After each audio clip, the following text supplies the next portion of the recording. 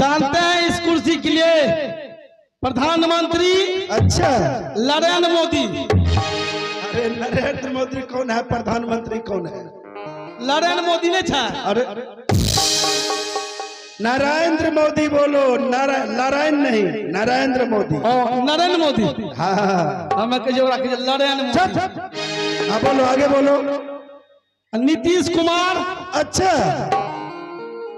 और जिला परिषद, अच्छा, एमएलए, एमपी, हाँ सरपंच, हाँ, मुखिया, अच्छा, मूत मुखिया, उप मुखिया बोलो।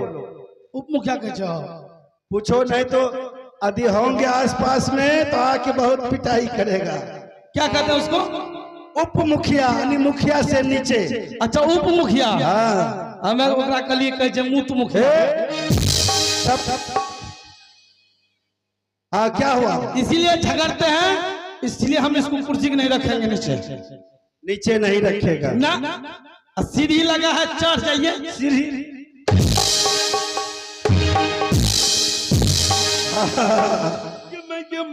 मटकारे। अपने दरबार में पूरा खानदान एक ही जैसा है, मटकरे है। जिस तरह तुम है उस तरह हम हैं, उस तरह महारानी है, यानी सभी परिवार एक समान एक जैसा है। अपना लोग ठीक है।